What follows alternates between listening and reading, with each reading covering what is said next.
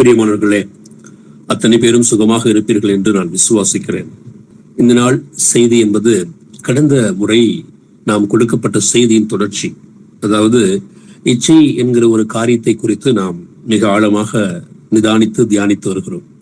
அந்த வகையிலே அதன் தொடர்ச்சியை தான் இந்த நாளிலும் நாம் பார்க்க இருக்கிறோம்.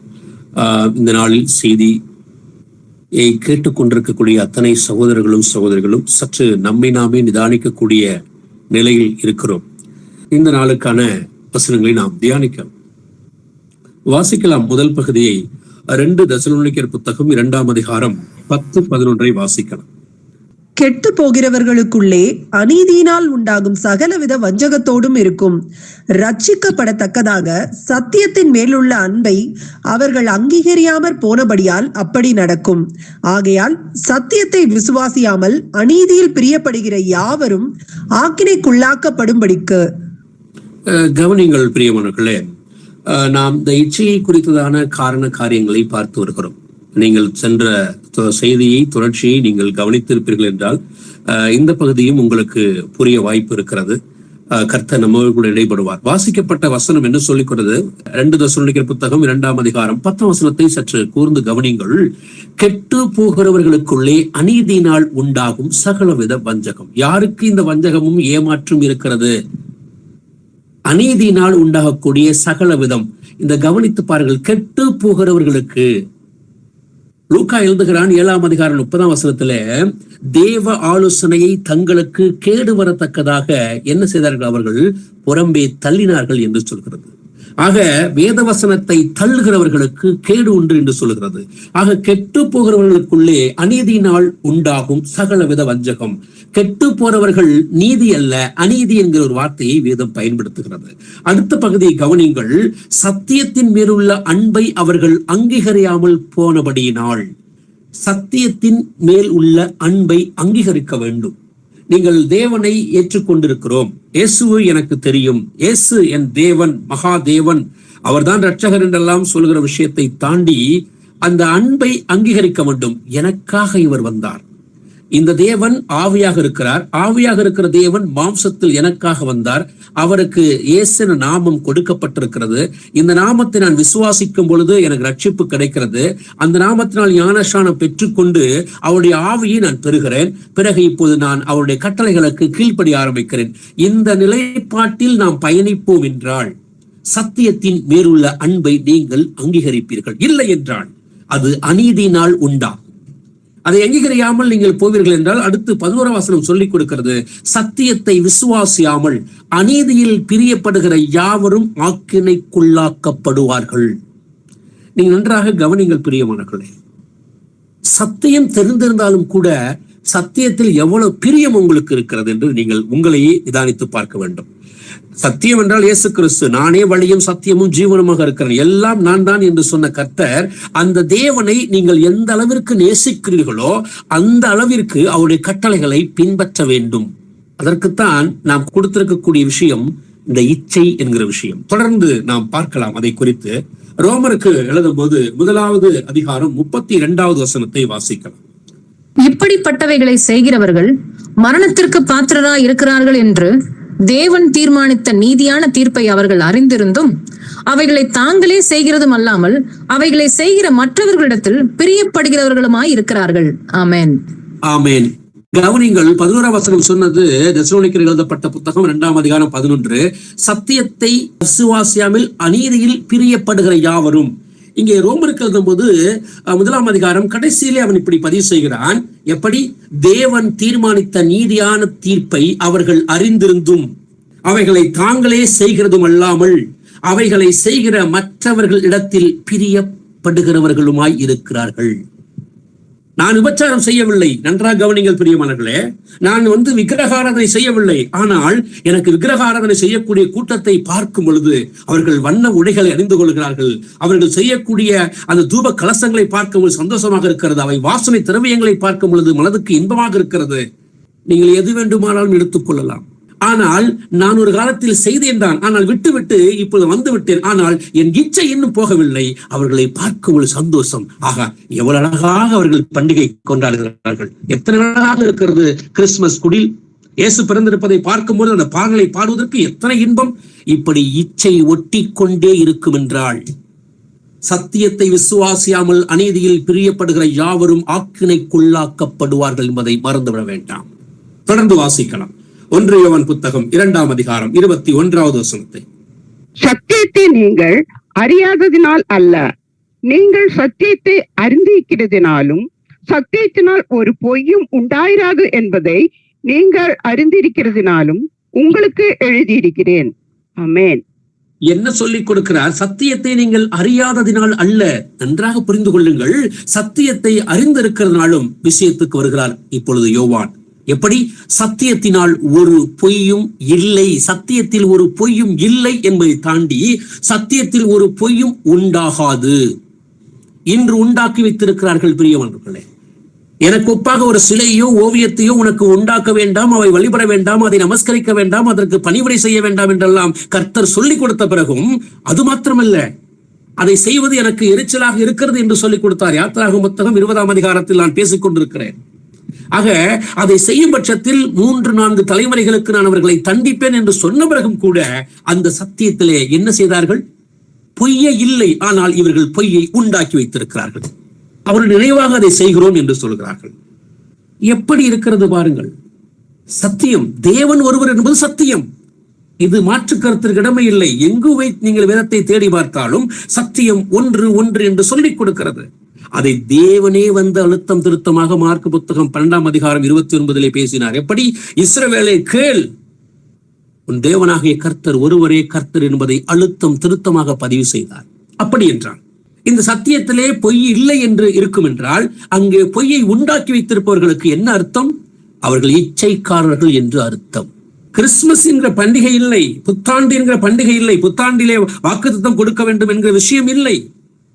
நீங்கள் எத்தனையோ பண்டிகைகள் கொண்டாடுகிறார்கள் இந்த கிறிஸ்தவர்கள் என்று சொல்லக்கூடிய பெரும் கூட்டம்.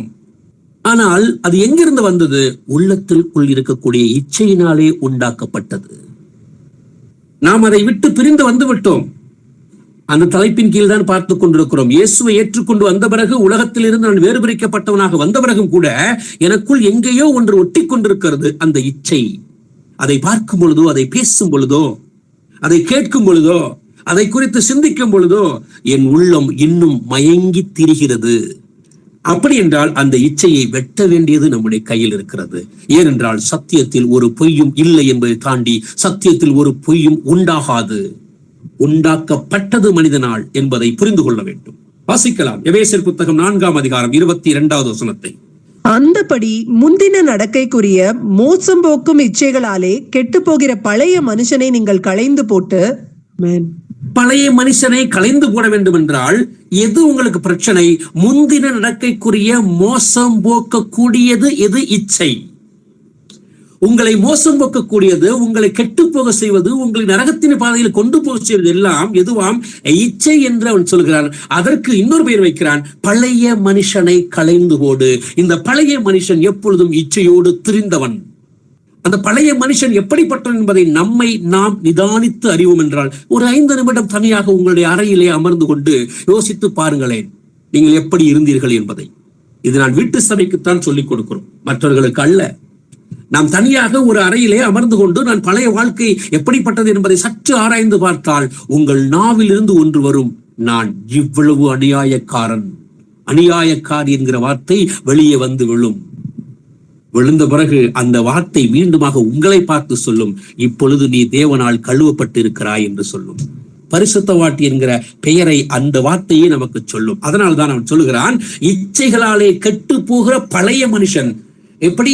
மோசம் போக்கக்கூடிய அந்த இச்சை கெட்டு போக வைக்கிறது. அந்த பழைய மனுஷன் நீங்கள் கலைந்து கொடுங்கள் என்று எபேசுக்கு சொல்லிக் கொடுக்கிறான். வாசிங்கள் எபேசியர் புத்தகம் 2ஆம் அதிகாரம் 3வது வசனத்தை. அவர்களுக்குள்ளே நாம் எல்லாரும் முற்காலத்திலே நமது மாம்ச இச்சையின்படியே நடந்து நமது மாம்சமும் மனசும் விரும்பினவைகளை செய்து சுபாவத்தினாலே மற்றவர்களைப் போல கோபாக்கினையின் பிள்ளைகளாய் இருந்தோம். ஆமென்.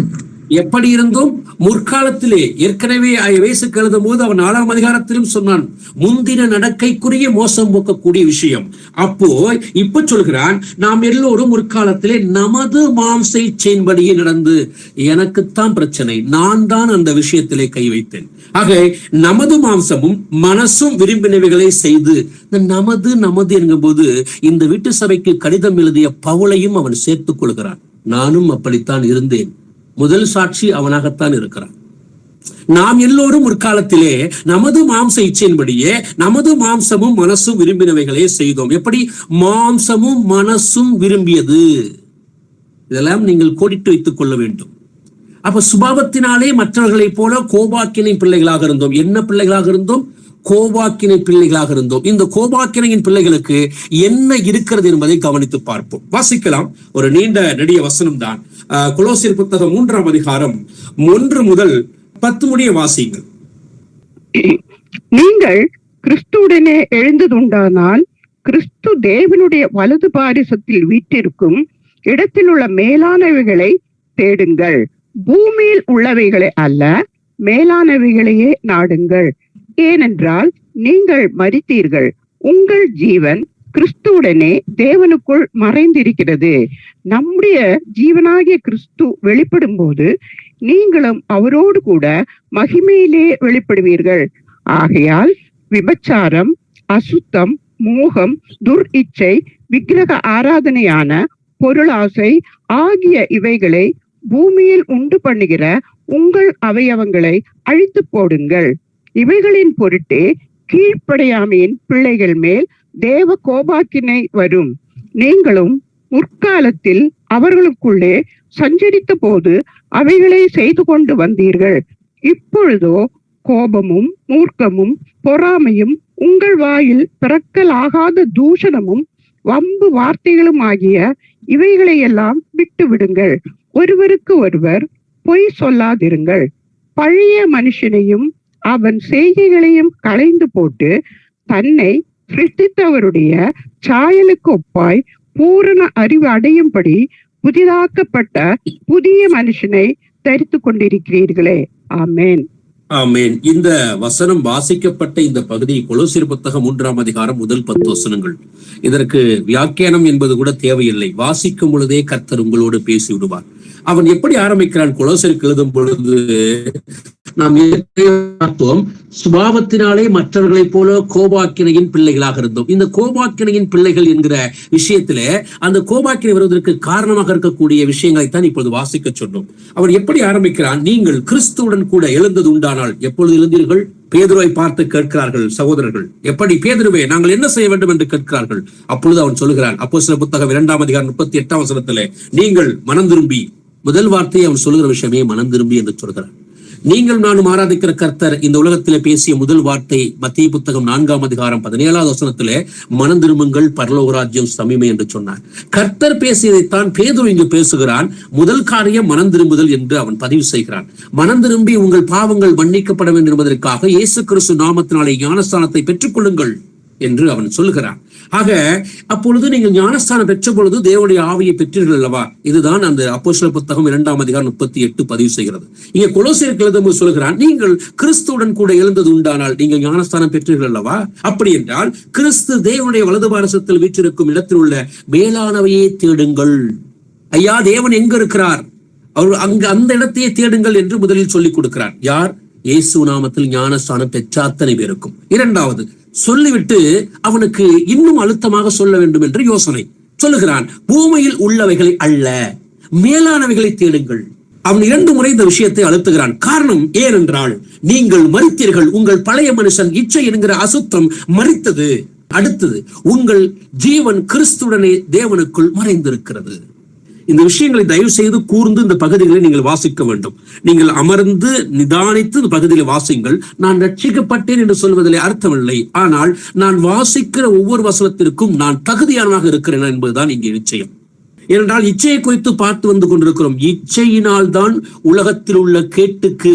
நன்றாக கவனியுங்கள்.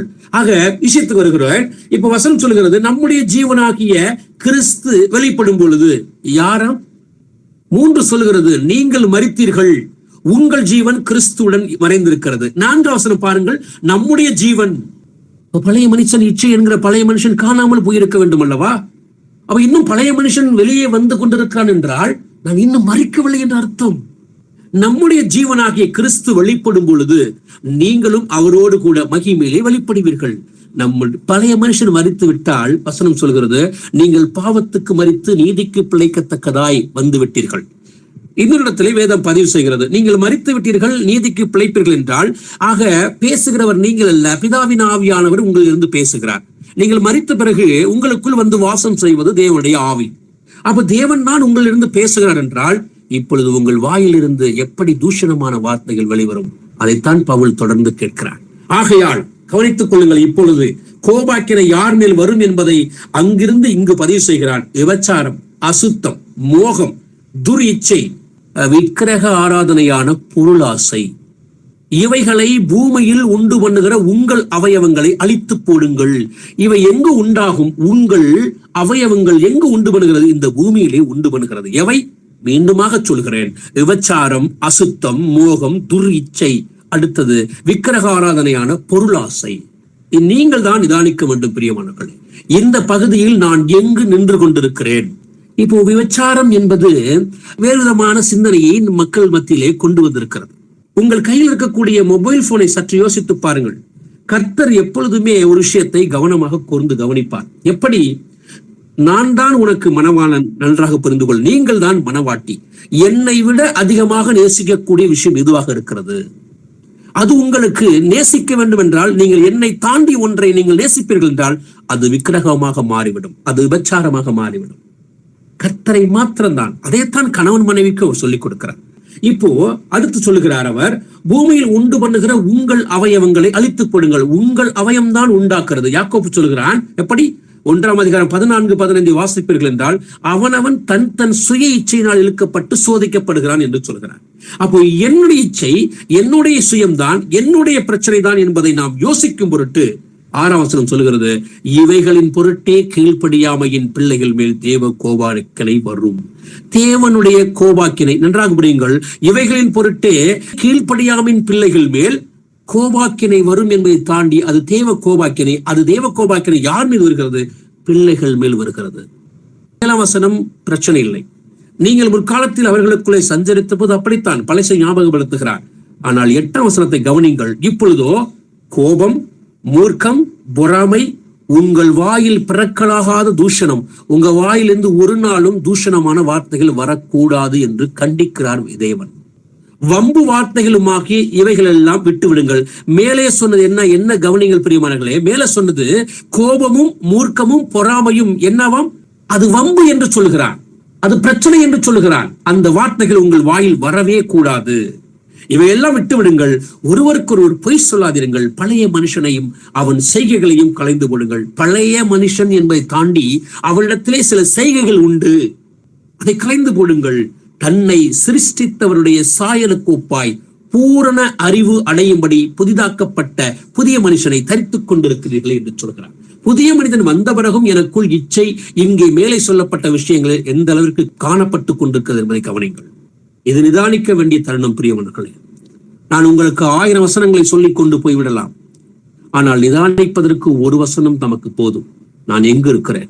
ஏனென்றால் நாம் அத்தனை பேருக்கும் தேவனோடு இருக்க வேண்டும் என்கிற, அவரோடு கூட இருக்கக்கூடிய சிலாக்கியமும் அதன் மீது இருக்கக்கூடிய வைராக்கியமும் நமக்கு இருக்கிறபடியால் தான் மற்றவர்களை காட்டிலும் நமக்கு ஒரு பெயர் உண்டு, சீஷர்கள் என்கிற பெயர் உண்டு. அதை நிதானிப்பீர்கள் என்றால் ஒவ்வொரு வசனத்தையும் நீங்கள் வாசிக்கும் பொழுது உங்களை நிதானிக்க ஆரம்பித்து விடுவீர்கள். அடுத்த வசனத்திற்கு கடந்து போவதற்கு உங்கள் இருதயம் நிற்க ஆரம்பிக்கும். போக வேண்டாம், இதிலேயே முதலில் உங்களை சரி செய்து கொள்ளுங்கள் என்று திரும்ப திரும்ப அது சொல்லிக் கொடுக்கும். வாசிக்கலாம். 1 தெசலோனிக்கர் புத்தகம் 4ஆம் அதிகாரம் 4வது வசனம். தேவனை அறியாத அஞ்ஞானிகளைப் போல மோக இச்சைக்குட்படாமல். தேவனை அறியாதவர்கள் அஞ்ஞானிகள். அவர்கள் என்ன செய்வார்கள்? மோக இச்சைக்கு உட்படுவார்கள். இப்போ தேவனை அறிந்த நாம் எப்பொழுதுமே மேலே சொல்லப்பட்ட எப்படி அவருடைய சாயலுக்கு ஒப்பாய் பூரண அறிவு அடையும்படி புதிதாக்கப்பட்ட புதிய மனுஷனை தரித்துக் கொண்டிருக்கக்கூடிய நமக்கு தேவனை அறியாதவர்களைப் போல இன்னும் வம்பும் தூஷணமும் கெட்ட வார்த்தைகளும் பேசக்கூடிய பழக்கம் இருக்கும் என்றால் அது சிரிப்புக்காகவோ இல்ல மற்ற காரியங்களுக்காகவோ அல்ல. அது வம்பு என்று ஒரு இடத்துல அவன் சொல்லிவிட்டான் என்றால் பவுல் அந்த கடிதம் எழுதும் பொழுது, அந்த வார்த்தை எழுதும் பொழுது அவன் உள்ளத்திற்குள் எவ்வளவு விஷயங்கள் ஓடி இருக்கும் யோசித்து பாருங்கள். ஏனென்றால் அந்த சபையை ஓடி ஓடி அவன் சம்பாதித்து கர்த்தருக்குள் அந்த ஆத்மாவை கொண்டு வருவதற்காக எத்தனை முறை அவன் பிரயாணப்பட்டிருப்பான், அவர்களை எத்தனை முறை பார்த்து பேசியிருப்பான். பிறகு பார்க்க முடியாத சூழலில் அவன் இந்த கடிதத்தை எழுதும் பொழுது அவனுக்கு அந்த சபையை குறித்த தாகமும் வருத்தமும் எவ்வளவு யோசனையும் சந்தோஷம் கூட வந்து போயிருக்கும் அல்லவா. அந்த வார்த்தைகள் எல்லாம் கடினமான வார்த்தைகளாக இருந்தாலும் கூட வேறு வழி இல்லை, உள்ளதை உள்ளபடி சொல்ல வேண்டிய சூழல். வாசிக்கலாம் கொலோசியர் புத்தகம் 3ஆம் அதிகாரம் 5வது வசனத்தை. ஆகையால் விபச்சாரம், அசுத்தம், மோகம், துர் இச்சை, விக்கிரக ஆராதனையான பொருளாசை ஆகிய இவைகளை பூமியில் உண்டு பண்ணுகிற உங்கள் அவயவங்களை அழித்து போடுங்கள். ஆமென். இங்கே கொலோசியருக்கு ஏற்கனவே வாசித்தது போல அதே வசனம்தான். அந்த வசனத்தை திரும்பவும் நாம் அலசி பார்க்க வேண்டிய நேரம்.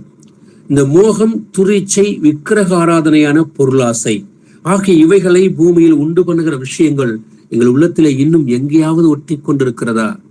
உங்களுக்கு இது தேவை என்றால் கர்த்தர் அதை கொடுப்பார், அதில் எந்த மாற்றமும் இல்லை. என்றால் விசுவாசம் உள்ளவனாகி ஞானஸ்நானம் பெறுகிறவன் ரட்சிக்கப்படுவான் என்று மார்க் 16:16 வசனத்திலே கர்த்தர் பேசினார். எந்த விசுவாசம் எனக்கு வேண்டும், எதை விசுவாசிக்க வேண்டும் என்கிற கேள்வி நமக்குள் எழ வேண்டும். தேவன் ஒருவர் என்பதை விசுவாசிக்க வேண்டும். ஒரே ஆவி, ஒரே தேவன், ஒரே கர்த்தர், ஒரே ஞானஸ்நானம். இப்படி இந்த ஒரே விஷயத்தை யாரெல்லாம் முழுமையாக உள்வாங்கிக் கொள்ளுகிறார்களோ அவர்கள் இயேசு நாமத்தில் ஞானஸ்நானம் எடுக்கும் பொழுது அவர்கள் லட்சிப்புக்கு நேராக பயணிக்க ஆரம்பிக்கிறார்கள். ஆக இந்த பூமியில் உண்டு பண்ணுகிற இந்த உலக விஷயங்களை நாம் திரும்ப திரும்ப நிதானித்து பார்ப்பதற்கு நமக்கு நேரம் போதவில்லை. அதன் தொடர்ச்சியை மீண்டுமாக எபேசியருக்கு எழுதும் போது பவுல் சொல்லிக் கொடுக்கிறான். வாசிக்கலாம். எபேசியர் புத்தகம் 5ஆம் அதிகாரம் 2ஆம் வசனத்திலிருந்து 11ஆம் வசனத்தின் முடிய வாசிக்கலாம். கிறிஸ்து நமக்காக தம்மை தேவனுக்கு சுகந்த வாசனையான காணிக்கையாகவும் பலியாகவும் ஒப்பு கொடுத்து நம்மில் அன்பு கூர்ந்தது போல நீங்களும் அன்பிலே நடந்து கொள்ளுங்கள். மேலும் பரிசுத்தவான்களுக்கு ஏற்றபடி வேசித்தனமும் மற்ற எந்த அசுத்தமும் பொருளாசையும் ஆகிய இவைகளின் பேர் முதலாய் உங்களுக்குள்ளே சொல்லப்படவும் கூடாது. அப்படியே வம்பும் புத்தீனமான பேச்சும் பரியாசமும் தகாதவைகள் ஸ்தோத்திரம் செய்தலே தகும். விபச்சாரக்காரனாவது, அசுத்தனாவது, விக்கிரக ஆராதனைக்காரனாகிய பொருளாசைக்காரனாவது தேவனுடைய ராஜ்யமாகிய கிறிஸ்துவின் ராஜ்யத்திலே சுதந்திரம் அடைவதில்லை என்று அறிந்திருக்கிறீர்களே.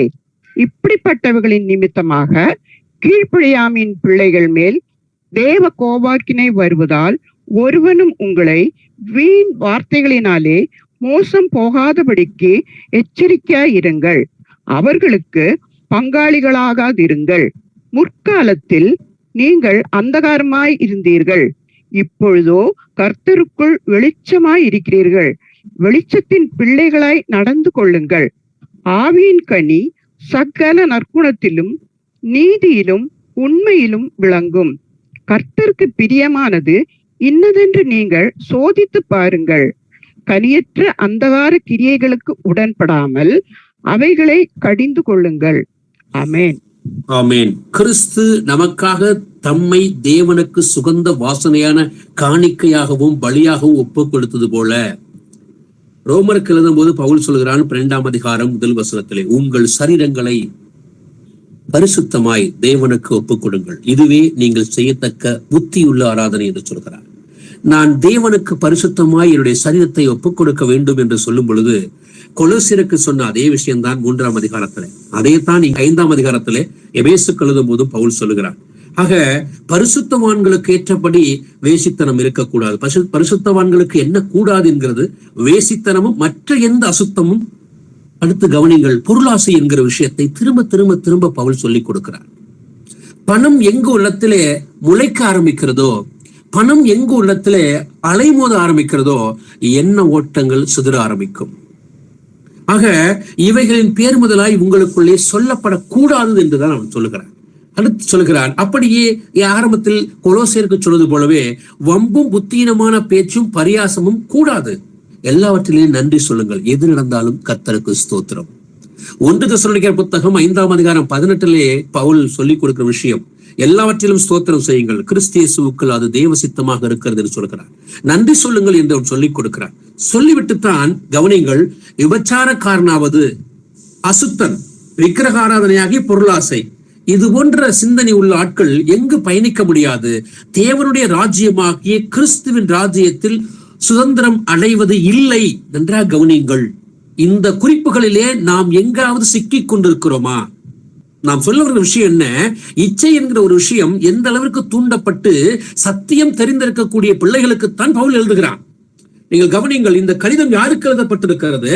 இது ரோமன் கத்தோலிக்க சபைக்கோ, இல்ல சிஎஸ்ஐ சபைக்கோ, இல்ல பெந்தகோஸ்தே சபைக்கோ, இல்ல சிஎஸ்ஐ சபைக்கோ, இல்ல யெகோவா குரூப் என்று சொல்லக்கூடிய எவ்வளவோ குரூப்ஸ் இருக்கிறது. அந்த சபைக்கு எழுதப்படலை, வீட்டு சபைக்குத்தான் அவன் எழுதுகிறான். வீட்டு சபையிலே இயேசு கிறிஸ்துவை ஏற்றுக்கொண்டு, இயேசு கிறிஸ்து நாமத்தினாலே ஞானஸ்தானம் பெற்றுக்கொண்டு, தேவன் ஒருவர் என்பதை விசுவாசித்து எல்லோரும் ஒரே ஐக்கியமாக அன்புக்கும் நற்கரிகளுக்கும் ஏவப்படும்படி கூடி வந்தார்கள் அல்லவா, அவர்களுக்குத்தான் இந்த கடிதம் எழுதுகிறான். அவர்களிடத்தில் தான் இந்த பிரச்சனை இருந்தது. புத்தீனமும் வம்பும் பேச்சும் பரியாசமும் எல்லாம் இருந்ததனால்தான் அவர்களை பார்த்து இவன் எழுதுகிறான், உனக்குள் விபச்சாரக்காரன் கூடாது, அசுத்தன் இருக்கக்கூடாது, விக்கிரக ஆராதனையாகிய பொருளாசை கூடாது. இப்படியெல்லாம் இருந்தால் நீங்கள் பரலோக ராஜ்யத்திலே நீங்கள் பயணிக்க முடியாது, அங்கு போகவே முடியாது என்று அவன் சொல்லுகிறான். இப்படிப்பட்டவைகள் நிமித்தம் இதை யாரெல்லாம் செய்கிறார்களோ இவர்களுக்கு பெயர் என்ன? கீழ்ப்படியாமின் பிள்ளைகள். இவர்கள் மேல்தான் தேவ கோபாக்கினை வரும் என்று திரும்ப எப்படி கொலோசை சபைக்கு சொன்னானோ அதைத்தான் இங்கு எபேசு சபைக்கும் சொல்லிக் கொடுக்கிறான். சொல்லிவிட்டு ஒரு விஷயத்தை அந்த 6ஆம் வசனத்திலே பதிவு செய்கிறான். எபேசியர் 5:6 ஒருவனும் உங்களை வீண் வார்த்தைகளினாலே மோசம் போக்காதபடிக்கு, இதுதான் சத்தியம் என்று சொல்லிக் கொடுப்பார்கள். நான் திரும்ப திரும்ப பிரியமானவர்களை உங்களுக்கு சொல்லிக் கொடுக்கிறேன், நீங்கள் வேதத்தை வாசிக்க ஆரம்பிங்கள். உங்களுக்கு வசனம் பேச வேண்டும். வேதத்தை எடுத்து நீங்கள் வாசிக்கும் பொழுது, ஆண்டவரே என்னோடு பேசுங்கள், நான் வசனத்துக்கு கீழ்ப்படுகிறேன் என்று நீங்கள் எப்பொழுது உங்களை விட்டு கொடுத்து முட்டியோடு இல்ல அமர்ந்து கொண்டோ எப்படி ஒரு விஷயத்துல நீங்கள் தேவனை பேச அனுமதியுங்கள். நீங்கள் பேசிக் கொண்டிருப்பதிலே லாபமே இல்லை. இன்று உலகம் முழுக்க இயேசுவை தெரியும் என்று சொல்லிக்கொண்டு வேதாகமத்தை கையில் வைத்திருக்கக்கூடிய அத்தனை நபர்கள் செய்யக்கூடிய ஒரு பிழை எதுவென்றால், தேவனிடத்திலே போய் அமர்ந்து கொண்டு இவர்கள் தான் பேசுகிறார்கள், தேவனை பேச அனுமதிப்பதே இல்லை. சாமுவேலிடத்திலே தேவன் பேசிய பொழுது 1க்கு 3 முறை கடைசியாக சாமுவேல் சொன்னான், ஆண்டவரே பேசும், அடியேன் கேட்கிறேன் என்று சொன்னான். தேவனை நீங்கள் எப்பொழுது பேச அனுமதிக்கிறீர்களோ அன்றுதான் நீங்கள் கீழ்ப்படுகிற விஷயத்துக்குள் வருகிறீர்கள். இச்சை அப்பொழுதுதான் துண்டிக்கப்படுகிறது. அதனால்தான் இங்கே பவுல் சொல்கிறான், அது போன்ற இருக்கக்கூடிய இச்சை உள்ள மனிதர்களிடத்திலே நீங்கள் என்னவாக இருக்கக்கூடாது, பங்காளியாக இருக்கவே கூடாது என்று சொல்கிறான். முற்காலத்தில் அப்படித்தான் இருந்தீர்கள், ஆனால் இப்பொழுது நீங்கள் யாருக்குள் வெளிச்சமாக இருக்கிறீர்கள்? கர்த்தருக்குள் வெளிச்சமாக இருக்கிறீர்கள். அதனால் வெளிச்சத்தின் பிள்ளைகளாக நடந்து கொள்ளுங்கள் என்று எதிர்பார்க்கிறார். ஆவியின் கனி சகல நற்குணத்திலும் நீதியிலும் உண்மையிலும் விளங்கும் என்பதை தெரிந்து கொண்டு கர்த்தருக்கு எது பிரியமோ அதன்படி நீங்கள் இருங்கள். அதை சோதித்து பாருங்கள். கனியற்ற அந்தகார கிரியைகளுக்கு உடன்படாமல் அவைகளை கடிந்து கொள்ளுங்கள். பிசாசின் அத்தனை கிரியைகளும் தூர எரிந்து போடுங்கள். வாசிக்கலாம். 1 தீமோத்தேயு புத்தகம் 6ஆம் அதிகாரம் 9வது வசனத்தை வாசிக்கலாம். ஐஸ்வர்யவான்களாக விரும்புகிறவர்கள் சோதனையிலும் கண்ணியிலும் மனுஷரை கேட்டிலும் அழிவிலும் அமிழ்த்துகிற மதிக்கேடும் சேதமுமான பலவித இச்சைகளிலும் விழுகிறார்கள். யார் ஐஸ்வர்யவான்களாக விரும்புகிறவர்கள்? ஐஸ்வர்யவானாக விரும்புகிறவர்கள். எனக்கு பணம் இருப்பது பிரச்சனை இல்லை, நன்றாக நான் சம்பாதிக்கிறேன், பிரச்சனை இல்லை. கர்த்தர் எல்லாவற்றையும் உங்கள் பேரில் விசுவாசத்தோடு அவர் கொடுத்திருக்கிறார், நம்பி கொடுத்திருக்கிறார். 1 தீமோத்தேயு புத்தகம் வாசிப்பீர்கள் என்றால், தீமோத்தேயுக்கு எழுதும் போது 1ஆம் அதிகாரம் 12ஆம் வசனத்திலே பவுல் சொல்லிக் கொடுக்கிறார், நான் உண்மை உள்ளவன் என்று எண்ணி எனக்கு இந்த ஊழியத்தை கர்த்தர் கொடுத்தார். என்னை உண்மை உள்ளவன் என்று எண்ணி எனக்கு இந்த வருமானத்தை கொடுத்திருக்கிறார். ஆனால் ஐஸ்வர்யவானாக நான் விரும்புகிறேன் என்றால், விரும்புவதுதான் பிரச்சனை. சோதனையிலும் கண்ணியிலும் மனுஷரை கேட்டிலும் அழிவிலும் அமிழ்த்துகிற மதிகேடும். எத்தனை விஷயங்களை சொல்றாங்க பாருங்கள். இவை அத்தனையும் என்னவாக மாறுகிறது? இச்சை என்கிற விஷயமாக மாறிக்கொண்டே இருக்கிறது. அதிகமாக பேசுகிற விஷயம், அதிகமான ஞானம் என்கிற விஷயம், அதிகமாக உலக அறிவு என்கிற விஷயம். தேவனுக்கு மிக மிக பொறுமையாக ஒரு விஷயத்தை கொடுக்கும் பட்சத்தில் அதை நாம் எவ்வளவு தாழ்த்தி கொள்ளுகிறோம் என்பதுதான் இங்கே முக்கியமான விஷயம். அவர்கள் மதிகேடும் சேதமுமான பலவித இச்சைகளிலும் விழுகிறார்கள் என்றால் தீமோத்தேயுக்கு எழுதும் போது பவுல் திரும்பவும் சொல்லிக் கொடுப்பான். பண ஆசை எல்லாத்தையுமே வேறாக இருக்கிறது, சந்தோஷம். அதை தாண்டி சிலர் அதை இச்சித்து விசுவாசத்தை விட்டு வழுவி, இச்சிக்கும் பொழுது விசுவாசம் விட்டு நீங்கள் நழுவி போய்விடுவீர்கள், தங்களையே உருவ குத்தி கொண்டிருக்கிறார்கள் என்று சொல்லுகிறது அந்த பகுதி. ஆக அவர்கள் விழுகிறார்கள் என்று சொல்லுகிறது. இன்று நாம் சிந்திக்கக்கூடிய விஷயம், நான் இன்னும் வசனம் தெரிந்திருந்தும் எங்கேயோ இச்சை இருக்கிறது என்றால் அதை கண்டுபிடிக்க வேண்டிய பொறுப்பு எனக்கு இருக்கிறது. வாசிக்கலாம் 2 தீமோத்தேயு புத்தகம் 2ஆம் அதிகாரம் 26வது வசனத்தை வாசிக்கலாம். பிசாசானவனுடைய இச்சையின்படி செய்ய அவனால் பிடிபட்டிருக்கிற அவர்கள் மறுபடியும் மயக்கம் தெளிந்து அவன் கண்ணிக்கு நீங்கத்தக்கதாகவும் சாந்தமாய் அவர்களுக்கு உபதேசிக்க வேண்டும். ஆமென். இச்சை யாருடையது? பிசாசானவனுடையது. ஐயா, ஆதாமும் ஏவாளும் அமைதியாக அந்த தோட்டத்திலே வாழ்ந்து கொண்டுதான் இருக்கிறார்கள். கர்த்தர் அவர்கள் கொடுத்த கட்டளையை நினைவூட்டியது யார்? பிசாசு. இச்சையை கொண்டு வந்தது யார்? பிசாஸ் என்றால் நன்றாக கவனிங்கள், அவன் சொல்லிவிட்டு கடந்து போய் விடுவான். ஆனால் பழம் தின்பதற்கு முன்பாக நடந்த காரியங்களை சிந்திக்க வேண்டும். வாசித்து பார்க்கலாம். ஆதியாகமம் புத்தகம் 3ஆம் அதிகாரம் 6ஆம் வசனத்தை வாசிக்கலாம். அப்பொழுது ஸ்திரீயானவள் அந்த விருட்சம் புசிப்புக்கு நல்லதும் பார்வைக்கு இன்பமும் புத்தியை தெளிவிக்கிறதற்கு இச்சிக்கப்படத்தக்க விருட்சமுமாய் இருக்கிறது என்று கண்டு அதன் கனியை பறித்து புசித்து தன் புருஷனுக்கும் கொடுத்தாள், அவனும் புசித்தான். ஆமேன். 2 தீமோத்தேயு 2:26 பிசாசானவனுடைய இச்சையின்படி செய்ய. மேலே அவன் சொல்லிவிட்டான். எப்படி?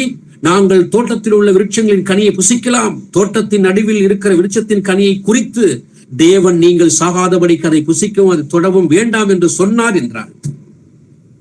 ஆனால் பிசாசு என்ன சொல்கிறான்? 4ஆம் வசனம் சொல்கிறது, 3ஆம் அதிகாரம் ஆதியாகமம் புத்தகத்திலே, நீங்கள் சாவதில்லை. நீங்கள் பிரியமானவர்களை கவனிக்க வேண்டிய ஒரு விஷயத்தை, பிசாசானுடைய இச்சை என்கிற விஷயத்துக்கு நான் நிற்கிறேன். என்ன தெரியுங்களா?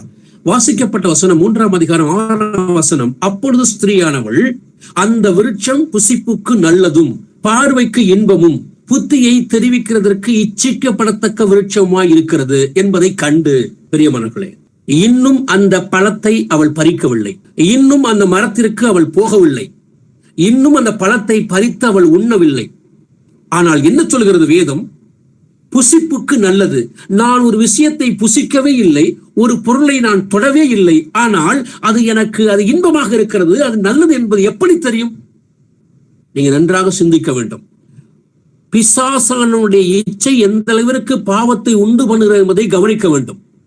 நீங்கள் ஒரு விஷயம், நீங்கள் அதை அனுபவிக்கவே இல்லை, அந்த சாப்பாடு சரியாக இருக்கிறதா நன்றாக இருக்கிறதா இல்லை என்பது உங்களுக்கு எப்படி தெரியும் என்றால், நீங்க அந்த சாப்பாட்டை சாப்பிட்டு பார்த்திருக்க வேண்டும். அந்த உணவு சரியாக இருக்கிறதா என்பதை நீங்கள் அனுபவித்த பிறகுதான் நீங்கள் சொல்ல முடியும் அது நல்லது, அது இன்பம் என்பதை எப்படி கண்டுபிடிப்பீர்கள்? அதை அனுபவித்த பிறகுதான் கண்டுபிடிப்பீர்கள். ஆனால் பிசாசானவனுக்கு இச்சையை தூண்டும் விஷயம் இருக்கும் என்றால், இங்கே ஏவாள் யோசிக்கப்படுகிறாள். ஏவாளை எப்படி சிந்திப்பதற்கு அனுமதி இல்லாமல் இச்சை தூண்டப்படுகிறது என்றால், நான் இன்னும் அந்த பழத்தை ருசி பார்ப்பதற்கு முன்பதாகவே, அந்த மரத்திற்கு கிட்டே செல்வதற்கு முன்பதாகவே அது எனக்கு இன்பமாக இருக்கும் என்றால் காரணம் இச்சை.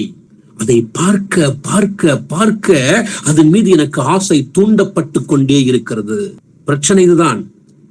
நீங்கள் பிரச்சனைக்குரிய விஷயத்தை தொடர்ந்து உங்கள் உள்ளத்துக்குள்ளே சிந்திக்க ஆரம்பிப்பீர்கள் என்றால் அசுத்தம் வர ஆரம்பிக்கும், இச்சை முளைக்க ஆரம்பிக்கும், பாவம் கர்ப்பமாக தரிக்க ஆரம்பிக்கும், மரணம் சம்பவிக்க ஆரம்பிக்கும். எனக்கும் அந்த மரத்திற்கும் சம்பந்தம் இல்லை, எனக்கும் அந்த பழத்திற்கும் சம்பந்தம் இல்லை, ஆனால் தொடர்ந்து அதை பார்த்து கொண்டே இருக்க என்றால் இச்சை இப்பொழுது கண்டிப்பாக வரும், பிரச்சனை உள்ளே வரும். அதற்காகத்தான் நாம் சொல்லுகிறோம், தொலைக்காட்சி பெட்டியோ சீரியலோ சினிமாக்களோ பார்க்க வேண்டாம் என்று. தொடர்ந்து பார்த்து கொண்டிருந்தால் நீங்கள் சினிமாவுக்கு போக முடியாது. ஆனால் உங்கள் கையில் இருக்கக்கூடிய, யோசித்து பாருங்கள், உங்களுடைய செல்போனை நீங்கள் பயன்படுத்துற விதமே அது இச்சை எந்த அளவுக்கு இருக்கிறது என்பதை கண்டுபிடித்து விடலாம். அதனால்தான் அவனால் பிடிபட்டிருக்கிற அவர்கள் மறுபடியும் மயக்கம் தெளிந்து அவன் கண்ணிக்கு நீங்கத்தக்கதாக நாம் தான் சாந்தமாய் அவர்களுக்கு உபதேசிக்க வேண்டும். வாசிக்கலாம் 2 தீமோத்தேயு புத்தகம் 2ஆம் அதிகாரம் 22வது வசனத்தை வாசிக்கலாம்.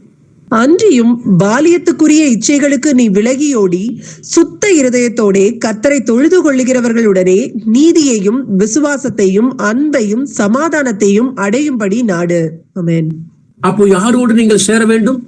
மேலே ஒரு வார்த்தையை பவுல் சொல்கிறான் தீமோத்தேயுக்கு. ஏனென்றால் அவன் சிறு வயதவன். பாலியத்துக்குரிய இச்சைகளுக்கு நீ விலகி ஓடு. இந்த வயசுக்கே உரிய பாவம் செய்யும் போதெல்லாம், பிரச்சனை வரும்போதெல்லாம் சிலர் சொல்லிக் கொடுப்பார்கள், அது பருவ வயது என்பார்கள். உலகம் அப்படித்தான் சொல்லிக் கொடுத்திருக்கிறது. இந்த வயதில் அதெல்லாம் சகஜம் என்று சொல்லிக் கொடுத்திருக்கிறது. கர்த்தர் அப்படி சொல்லவே இல்லை. உலகம் சொன்னது அதுதான், இது பருவ வயது, அவன் வயசு அப்படி என்று சொல்லிக் கொடுப்பார்கள். தயவு செய்து தவறாக புரிந்து கொள்ளக்கூடாது. கர்த்தர் அப்படி சொல்லவில்லை. வசனம் சொல்கிறது, பாலியத்துக்குரிய இந்த வயசுக்கே உரிய இச்சைகளுக்கு நீ விலகி ஓடி சுத்த இருதயத்தோடு கர்த்தரை யாரெல்லாம் தொழுது கொள்கிறார்களோ, யாரெல்லாம் கர்த்தரை உண்மை உத்தமாய் பின்பற்றுகிறார்களோ, எப்படி நீதியையும் விசுவாசத்தையும் அன்பையும் சமாதானத்தையும் அடையும்படி நாடு மகனே என்று தீமோத்தேயுக்கு அவன் கடிதம் எழுதுகிறான். இன்று யோசித்து பாருங்கள், இந்த பாலியத்துக்குரிய இச்சை இன்னும் எவ்வளவு இருக்கிறது என்று.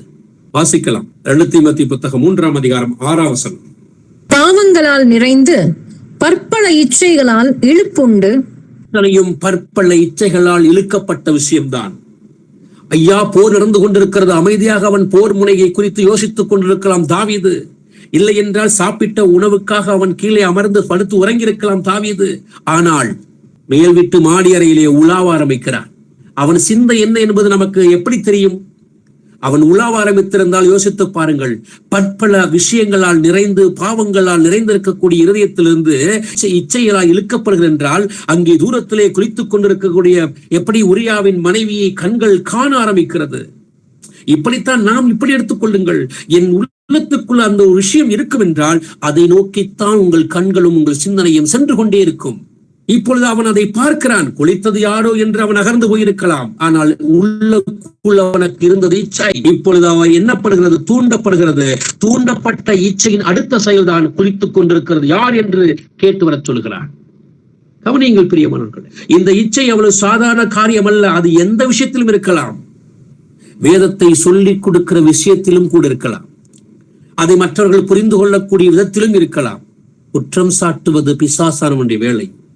ஆக நான் இந்த இச்சைகளால் இழுக்கப்பட்டிருக்கிறேனா? நான் தான் ஆராய வேண்டும். எப்பொழுது?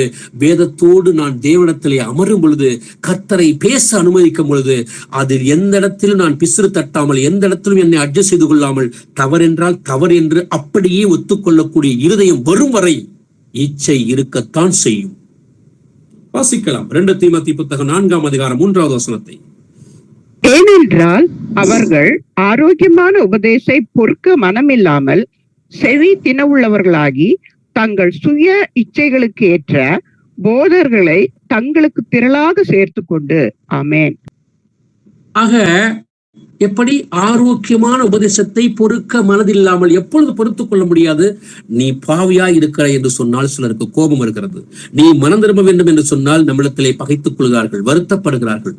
அப்படி என்றால் செவித்தின உள்ளவர்களாகி தங்கள் சுய இச்சைகளுக்கு ஏற்ற போதர்களை, எனக்குள் இச்சை இருக்கிறது, என் இச்சைக்கு ஏற்றது போன்று யாராவது பேச வேண்டும், என் இச்சைக்கு ஏற்றது போன்றுதான் கண்களுக்கு முன்பாக வந்து நிற்க வேண்டும். இன்று உலகம் அப்படித்தான் இருக்கிறது. ஆனால் உங்கள் தேவனும் என் தேவனுமாக சொல்கிறார் இயேசு, நான் இந்த உலகத்தான் அல்லாதது போல இவர்களும் உலகத்தார் அல்ல என்று கர்த்தரிடத்தில் ஜெபிக்கிறார். யோவான் 17ஆம் அதிகாரத்தை வாசித்து பாருங்கள். ஆக தங்கள் இச்சைகளால் ஒவ்வொருவரையும் அங்கே அது குறிப்பிடக்கூடிய விஷயமாக இருக்கிறது. நாம் ஆராயக்கூடிய விஷயம் அப்படித்தான். வாசிக்கலாம். தீத்து புத்தகம் 2ஆம் அதிகாரம் 12ஆம் வசனத்தை வாசிக்கலாம். நாம் அவபக்தியையும் லௌகீக இச்சைகளையும் வெறுத்து தெளிந்த புத்தியும் நீதியும் தேவபக்தியும் உள்ளவர்களாய் இவ்வுலகத்திலே ஜீவனம் பண்ணி. ஆமென். இந்த உலகத்திலே ஜீவனம் பண்ணுவதற்கு முன்னதாக செய்ய வேண்டிய ஒரு காரியத்தை தான் இங்க தீத்துக்கு சொல்லுகிறான். நாம் அவபக்தி, நன்றாக கவனிங்கள் பிரியமானவர்களே. பக்தி என்றால் அன்பு, மற்றொன்று கீழ்ப்பிடித்தல். அவபக்தி என்றால் யோசித்து பாருங்கள், அதை வெறுக்கக்கூடிய விஷயம், நான் சுத்தமாக கீழ்ப்படியக்கூடாத விஷயம். அப்படி என்றால் அங்கு என்ன வருகிறது? அடுத்த விஷயம் பாருங்கள், லௌகிக இச்சை, இந்த உலகத்தினுடைய இச்சை, இதை வெறுக்க ஆரம்பியுங்கள். யோவான் எழுதுகிறான், உலகமும் அதன் ஆசை இச்சையும் என்று எழுதுகிறான். இந்த உலகத்திற்குள் தான் இச்சை இருக்கிறது என்று சொல்கிறான். உங்கள் அவயவங்களை அழித்துப் போடுவதற்கு இந்த பூமியில் உண்டு பண்ணுகிற இச்சை என்று சொல்கிறான். அதைத்தான் தீத்துக்கு எழுதுகிறான் பவுல். எப்படியாம்? லௌகீக இச்சைகளை வெறுத்து தெளிந்த புத்தியும். நீங்கள் உலகத்தை வெறுத்தால் மாத்திரம்தான் தெளிந்த புத்தி வரும். நீதியும் தேவபக்தியும் உள்ளவர்களாய், நீதியும் தேவன் பக்தி, மேலே அவபக்தி என்று, அவபக்தி சென்றால்தான் தேவபக்தி உள்ளே வரும். அப்ப உள்ளவர்களாய் இந்த உலகத்திலே ஜீவனம் பண்ணுங்கள். நம்மை பார்த்து பைத்தியம் என்று பெயர் சொல்வார்கள் தான். ஆனால் அதை பற்றி கவலைப்படாமல் சத்தியம் என்ன சொல்லிக் கொடுக்கிறதோ அதை அப்படியே செய்யுங்கள். வாசிக்கலாம் தீத்து புத்தகம் 3ஆம் அதிகாரம் 3வது வசனத்தை. ஏனெனில் முற்காலத்திலே நாமும் புத்தியினரும் கீழ்ப்படியாதவர்களும் வழி தப்பி நடக்கிறவர்களும் பலவித இச்சைகளுக்கும் இன்பங்களுக்கும் அடிமைப்பட்டவர்களும் துர்குணத்தோடும் பொறாமையோடும் ஜீவனம் பண்ணுகிறவர்களும் பகைக்கப்படத்தக்கவர்களும் ஒருவரையொருவர் பகைக்கிறவர்களுமாய் இருந்தோம். ஆமென். இங்கு கவனிங்கள் பிரியமானவர்களே, முற்காலத்தில் நிறைய விஷயங்களை நாம் ஆரம்பத்திலே பார்த்து கொண்டு வந்தோம். வழி தப்பி நடந்தோம், புத்தியில்லாதவர்களாக இருந்தோம், பலவித இச்சை. கவனிங்கள், எல்லாவற்றுக்கும் புத்தியினருக்கு ஒரு கமா இருக்கிறது, கீழ்ப்படியவர்களுக்கு ஒரு கமா இருக்கிறது, வழி தப்பி நடக்கிறவர்களுக்கு ஒரு கமம் இருக்கிறது. ஆனால் பலவித இச்சைக்கும் இன்பங்களுக்கும் 2 விஷயத்திற்கும் இடையில் கமா இல்லை. இச்சை என்றாலே அங்கு இன்பம் வந்துவிடும் அல்லவா, இச்சை என்றாலே அங்கு பாவம் வந்துவிடும் அல்லவா. இவன் சொல்லுகிறான் பலவித இச்சைக்கும் இன்பங்களுக்கும் அடிமை. எபிரேயருக்கு எழுதும் போது வசனம் சொல்லிக் கொடுக்கிறது 11ஆம் அதிகாரம், திரும்ப திரும்ப பார்ப்போம், 25, 26 வாசிப்பீர்கள் என்றால் எப்படி அனித்தியமான பாவ சந்தோஷங்களை வெறுத்து, அனித்தியமானது அத்தனையுமே என்னவா இருக்கிறது, பாவமாக இருக்கிறது. பாவமாக இருக்கிற அத்தனை என்னவாக இருக்கிறது, இச்சையாக இருக்கிறது, அது சந்தோஷத்தை கொடுப்பதாக இருக்கிறது. ஆக அதனால்தான் சொல்லுகிறது, வேதம் சொல்லுகிறது பலவித இச்சை, ஒரு விதமான இச்சை அல்ல, பலவிதமான இச்சைகளுக்கும் இன்பங்களுக்கும். இச்சை எப்பொழுதுமே இன்பத்தை கொடுக்கக்கூடிய விஷயம்தான். அதற்குத்தான் எபிரேயர் 11, 25, 26 சொல்வது போல எப்படியாம் அது அனித்தியமானது, அது அழிந்து போகக்கூடிய விஷயம், அதன் மேல் ஏன் கவனம் செலுத்துகிறீர்கள் என்று கேட்கிறது. யாக்கோப்பு ஏற்கனவே சொன்னது போல அவனவன் தன் தன் சுய இச்சையினால் இழுக்கப்படுகிறான் என்று சொல்கிறது. வாசிக்கலாம் யாக்கோப்பு 4ஆம் அதிகாரம் 1ஆம் வசனத்தை வாசிக்கலாம். உங்களுக்குள்ளே யுத்தங்களும் சண்டைகளும் எதனாலே வருகிறது? உங்கள் அவயவங்களில் போர் செய்கிற இச்சைகளினால் அல்லவா? ஆமென். எப்படி? உங்கள் அவயவங்களில் போர் செய்கிற இச்சை. ஏற்கனவே பார்த்தோம், இச்சைகளை உண்டு பண்ணுகிற உங்கள் அவயவங்களை அழித்து போடுங்கள் என்று அங்கே தீமோத்தேயு சொன்னது போல யாக்கோப்பு எழுதுகிறான் உங்கள் அவயவங்களில் போர் செய்கிற இச்சை. இப்பொழுது வாசிங்கள் யாக்கோப்பு 4ஆம் அதிகாரம் 3வது வசனத்தை. நீங்கள் விண்ணப்பம் பண்ணியும் உங்கள் இச்சைகளை நிறைவேற்றும்படி செலவழிக்க வேண்டும் என்று தகாத விதமாய் விண்ணப்பம் பண்ணுகிறபடியினால் பெற்றுக்கொள்ளாமல் இருக்கிறீர்கள். ஆமென். தேவனுக்கு பிரியமாக நான் ஜெபிப்பதா, அவருடைய விருப்பத்தை விரும்பி ஜெபிப்பதா, இல்லை எனக்கு பிடித்தமானதை மாத்திரம் கேட்பதா? நீங்கள் விண்ணப்பம் பண்ணியும் உங்கள் இச்சைகளை நிறைவேற்றும்படி. என் இச்சை எதுவென்று பாருங்கள் பிரியமானவர்களே, இந்த அளவீடுதான் சரியாக இருக்கிறது. உங்கள் இச்சைகள் நிறைவேறும்படி. இதை நாம் ஒவ்வொருவரும் என் இச்சை நிறைவேறும்படி நான் என்ன செய்கிறேன்? ஒவ்வொரு நாளும் காலையிலிருந்து நான் உறங்க செல்லும் வரை என் இச்சையின்படி நான் எதை செலவழிக்க விரும்புகிறேன்? அதற்கு பெயர் என்ன தெரியுங்களா? அது தகாத விதம் என்று வேதம் சொல்கிறது. உங்கள் இச்சைகளுக்கு வேதம் வைக்கக்கூடிய பெயர் தகாத விதம் என்று சொல்கிறது. நல்ல விதம் என்று ஒன்று இருந்தால் தகாத விதம் என்று ஒன்று சொல்கிறது. அந்த தகாத விதமாய் நான் விண்ணப்பம் பண்ணுகிறபடியால் தான் அதை நான் பெற்றுக்கொள்ளாமல் இருக்கிறேன். உலக காரியங்களுக்காக அது வேண்டும் இது வேண்டும் என்பதற்காக அல்ல. முதலாவது என்னை தேடு, பிறகு இவை உனக்கு கொடுக்கப்படும் என்று சொல்லிவிட்டால் நான் தகாத விதமாய் இன்னொரு விதத்தை கேட்டுக்கொண்டிருக்கிறேன். ஆக இந்த இச்சைக்கு இன்னொரு பெயர் தகாத விதம் என்று வேதம் பதிவு செய்கிறது. வாசிக்கலாம் 1 பேதுரு புத்தகம் 1ஆம் அதிகாரம் 14வது வசனத்தை வாசிக்கலாம். நீங்கள் முன்னே உங்கள் அறியாமையினாலே கொண்டிருந்த இச்சைகளின்படி இனி நடவாமல் கீழ்ப்படுகிற பிள்ளைகளாய் இருந்து. நீங்கள் கீழ்ப்படுகிற பிள்ளைகளாகத்தான் இருக்க வேண்டும். எப்படி? முன்னே உங்கள் அறியாமையினால் கொண்டிருந்த இச்சை. இந்த அறியாமையினால் கொண்டிருந்த இச்சைக்கு தேவன் ஒரு பதில் வைத்திருக்கிறார். அப்போஸ்தலர் புத்தகம் 17ஆம் அதிகாரத்திலே அறியாமைக்கெல்லாம் சேர்த்து ஒரு விஷயம், மனம் திரும்ப வேண்டும் என்று சொல்கிறார். 17:30 எப்படி சொல்கிறது தெரியுங்களா? அறியாமை உள்ள காலத்தை தேவன் காணாதவர் போல் இருந்தார். அதற்கு பெயர், மிகப்பெரிய பெயர், காலம் என்கிற வார்த்தையை வைக்கிறார். அது அறியாமையின் காலம். கிறிஸ்து பிறப்பதற்கு முன்பு, கிறிஸ்து பிறந்ததற்கு பின்பு என்கிற கால வரைபாட்டுக்கு கர்த்தர் ஒரு விஷயத்தை வைக்கிறார். நீ கர்த்தரை அறிவதற்கு முன்பும் கர்த்தரை அறிந்த பிறகும். அறிந்த பிறகு என்றால் நன்றாக யோசியுங்கள். மனம் திரும்புவது என்பது கட்டளையாக கொடுக்கிறேன் என்றால் தயவு செய்து அதை ஏற்றுக்கொள்ளுங்கள். இல்லை என்றால் கிறிஸ்துவத்திலே வந்து, வீட்டு சபையிலே வந்து அமர்ந்து கொண்டிருப்பதிலே எந்த லாபமும் இல்லை. தடுமாற்றம் இருக்கும். எப்பொழுது? புரிந்து கொள்ளாத வரை. அன்பு செலுத்த வேண்டும் என்று கணவனிடத்து கர்த்தர் சொல்கிறார். எப்படி?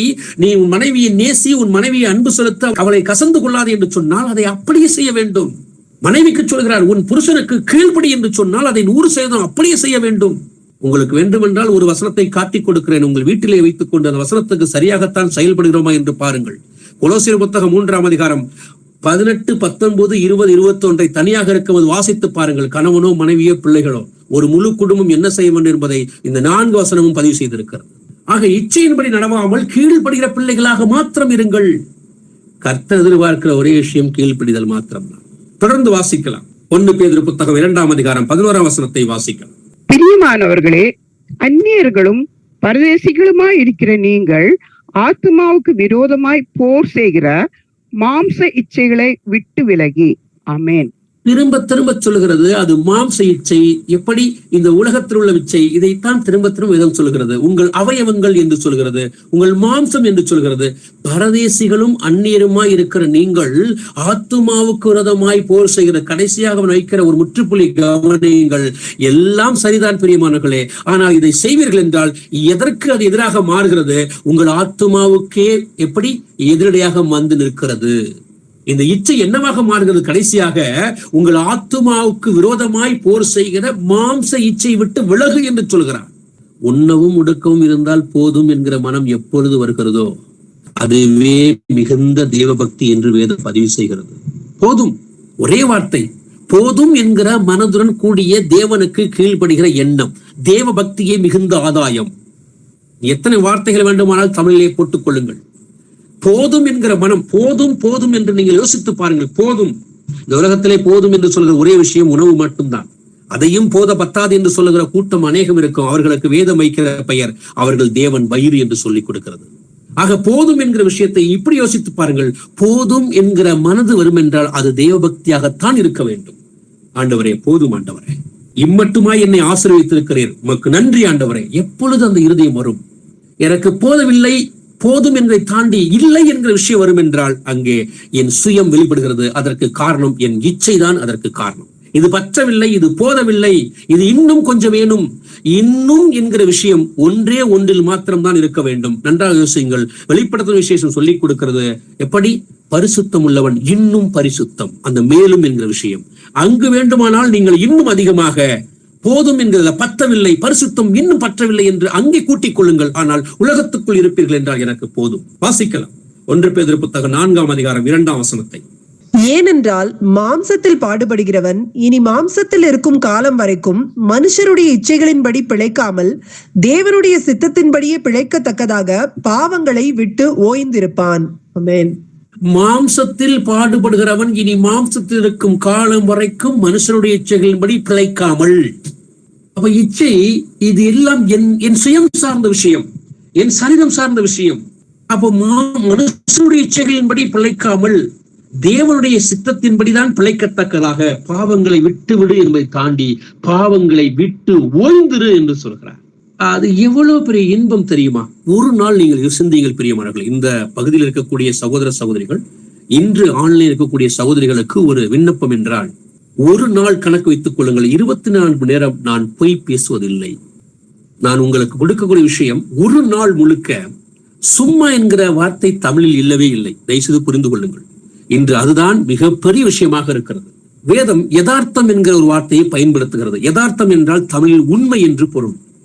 இப்படி யோசியுங்கள். நான் யதார்த்தமாக, அதாவது உண்மையாக நான் வாழ்ந்து காட்ட வேண்டும். ஒரு நாளைக்கு நான் பொய் சொல்லவே கூடாது. அதற்காக நீங்கள் வேறுவிதமாக சிந்தித்துக் கொள்ளக்கூடாது. உள்ளதை உள்ளபடி அப்படியே பேசுங்கள். பொய் சொல்லக்கூடாது என்பதற்காக அன்பு காட்டாமல் இருக்கக்கூடாது. 100% அன்பு காட்ட நீங்கள் முயற்சி செய்ய வேண்டும், எந்த காரியத்திலும் யாரிடத்திலாவது. ஏனென்றால் தேவனுடைய சித்தத்தின்படியே பிழைக்கத்தக்கதாய் பாவங்களை விட வேண்டும், விட்டு ஓய்ந்திருக்க வேண்டும் என்றால் ஒவ்வொரு நாளும் ஒன்றை விடுவதற்கு முயற்சி செய்யுங்கள். வாசிக்கலாம். 2 பேதுரு புத்தகம் 1ஆம் அதிகாரம் 4ஆம் வசனத்தை வாசிக்கலாம். இச்சையினால் உலகத்தில் உண்டான கேட்டுக்கு தப்பி திவ்ய ஸ்வாவத்துக்கு பங்குள்ளவர்களாகும் பொருட்டு மகா மேன்மையும் அருமையுமான வாக்கு தத்தங்களும் அவைகளினாலே நமக்கு அளிக்கப்பட்டிருக்கிறது. ஆமென். இச்சையினால் உலகத்தில் உண்டான கேடு எப்பொழுது வந்தது? ஆதியாகமம் புத்தகம் வந்தது. இச்சையினால் உலகத்தில் கேடு வந்தது. அதற்கு தப்பி திவ்ய சுபாவம் என்று ஒன்று இருக்கிறது, அதற்கு நீங்கள் பங்குள்ளாக வேண்டும் என்றால் மகா மேன்மையும் அருமையான வாக்கு தத்தங்கள் நமக்கு கொடுக்கப்பட்டிருக்கிறது.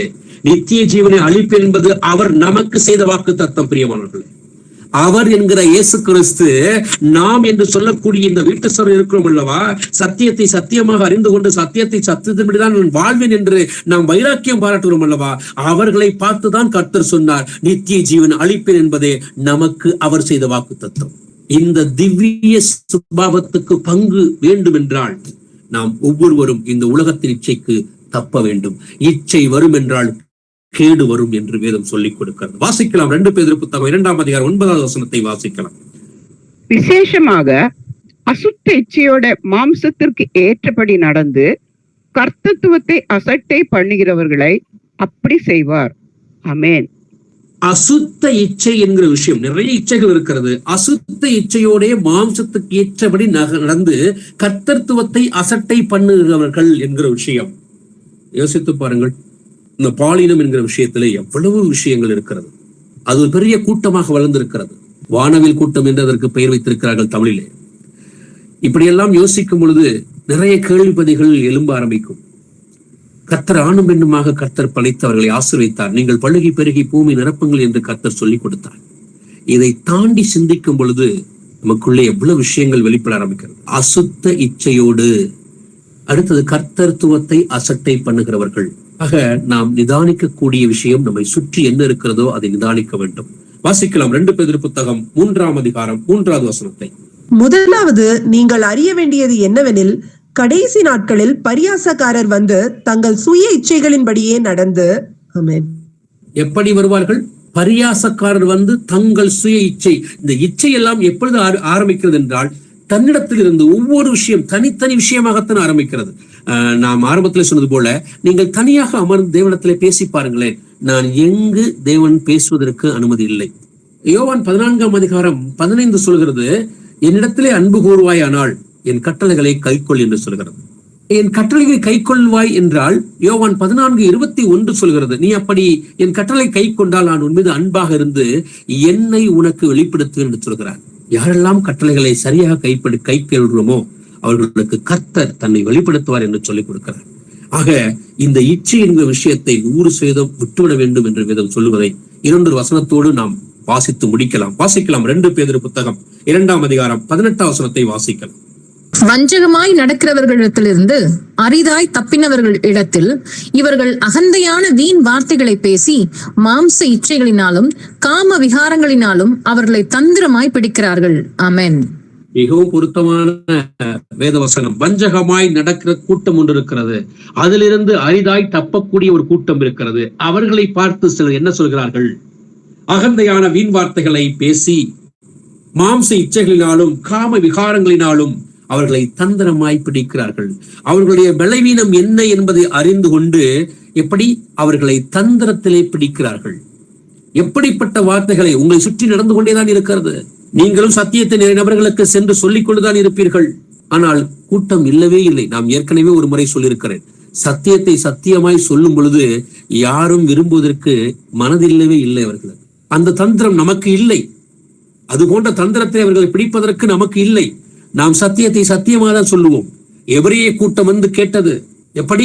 ஒரு மிகப்பெரிய கூட்டம், ஏரோதியர் கூட்டம் வந்து தேவனிடத்திலே பேசியது. அந்த நபர்கள் கேட்டார்கள், போதகரே நீ சத்தியத்தை சத்தியமாய் சொல்லுகிறீர் போதகரே, எவனை குறித்து உனக்கு கவலை இல்லை ஆண்டவரே, தேவனுடைய மார்க்கத்தை உண்மையாய் சொல்லுகிறீர் அல்லவா என்று யார் சொன்னார்கள்? பரிசேயர்கள் சதிசேயர்கள் சொல்லவில்லை, வேதபாரகர்கள் சொல்லவில்லை, ஏரோதியர் கூட்டம் தான் சொல்லிக் கொடுத்தது. ஆக உண்மையை நாம் எப்பொழுதும் உலகுக்கு சத்தியத்தை சத்தியமாய் சொல்லிக் கொடுப்போம். வாசிக்கலாம் 1 யோவான் புத்தகம் 2ஆம் அதிகாரம் 17வது வசனத்தை வாசிக்கலாம். உலகமும் அதன் இச்சையும் ஒழிந்து போம், தேவனுடைய சித்தத்தின்படி செய்கிறவனோ என்றென்றைக்கும் நிலைத்திருப்பான். ஆமென். உலகம் என்றால் அதற்குள் இச்சை இருக்கிறது. உலகமும் அதன் இச்சையும் ஒழிந்து போகும், தேவனுடைய சித்தத்தின்படி செய்கிறவனுக்குத்தான் எல்லாமே என்று சொல்கிறார்.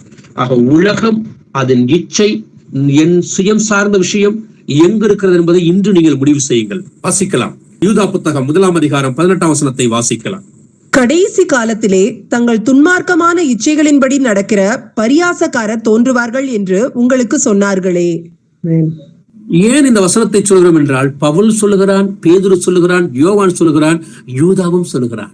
கடைசி காலத்திலே தங்கள் இச்சையின்படி நடக்கிற பரியாச கூட்டம், அவர்களுக்கு நன்றாக கர்த்தர் வெளிப்படுத்தி இருக்கிறார்.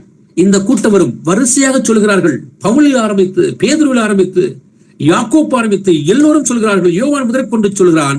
இங்கே யூதாவும் சொல்லுகிறான். எப்படி? கடைசி நாட்களிலே துன்மார்க்கமான இச்சையின்படி.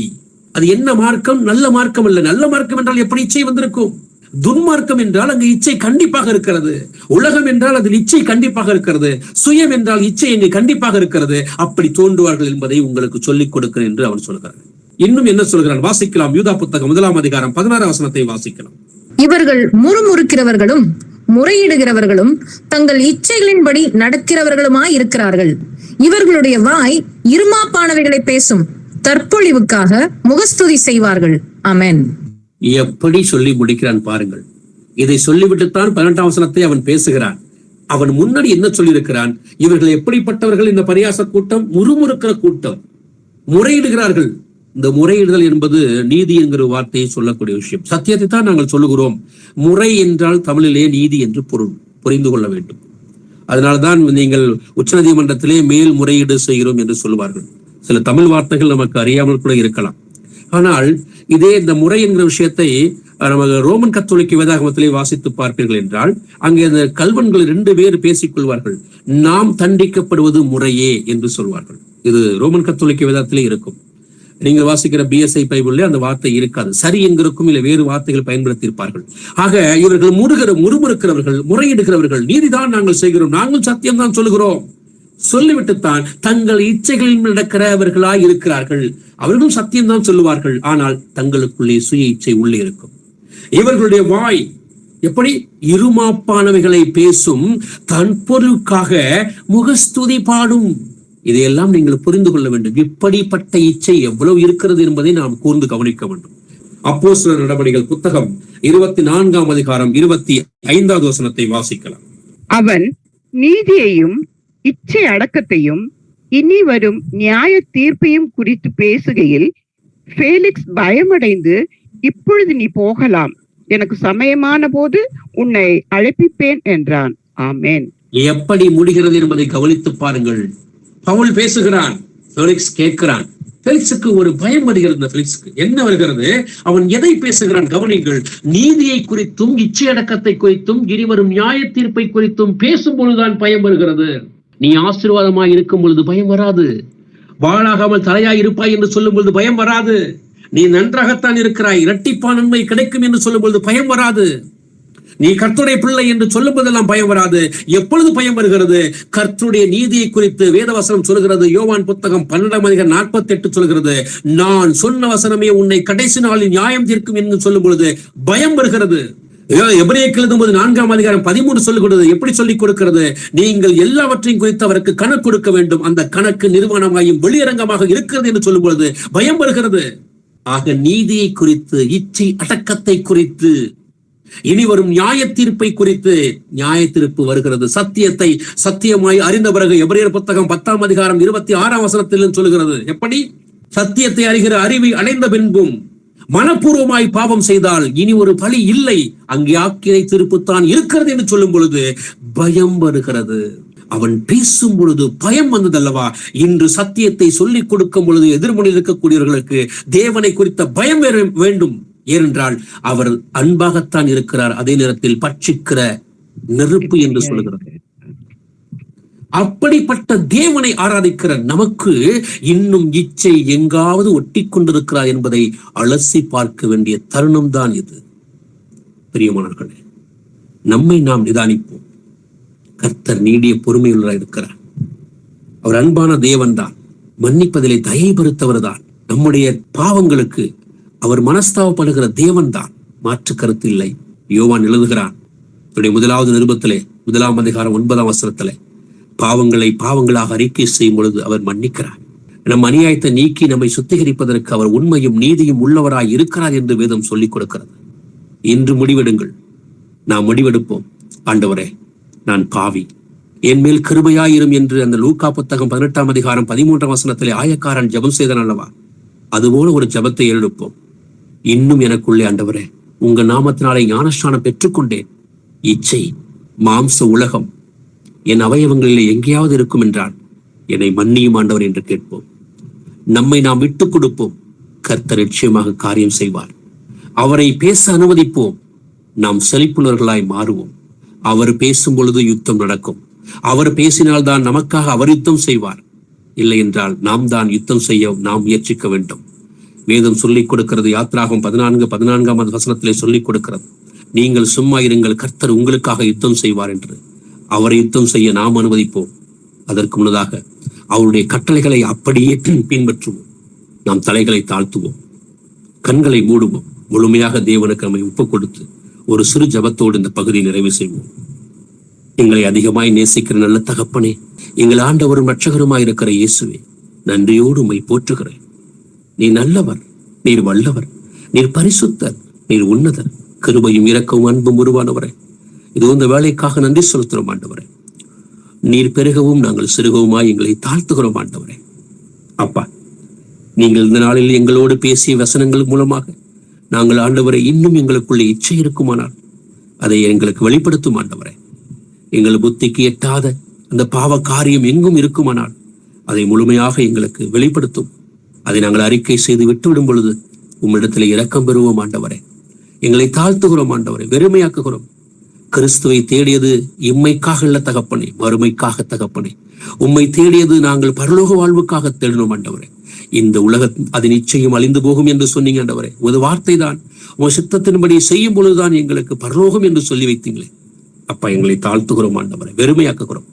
இந்த நாளிலும் கூட இந்த கொள்கைகளை கலந்து கொண்ட ஒவ்வொரு சகோதரனையும் சகோதரியும் சிறுபிள்ளைகளையும் பெரியவர்களையும் இயேசு கிறிஸ்து நாமத்தினாலே ஆசீர்வதிக்கிறோம் ஆண்டவரை. நீர் எப்பொழுதும் எங்களோடு இருந்து எங்களை நடத்துவதற்காக நன்றி செலுத்துகிறோம். உம் கரத்திலே எங்கள் ஒவ்வொருவரையும் தாழ்த்தி ஒப்புக் கொடுக்கிறோம். நீர் பொறுப்படுத்திக் கொள்ளும். எங்கள் ஜெபங்களை எங்கள் கர்த்தரும் இரட்சகருமா இருக்கிற இயேசு கிறிஸ்து நாமத்தினாலே இருக்கிறோம் ஜீவனுள்ள நல்ல பிதாவே. ஆமேன், ஆமேன்.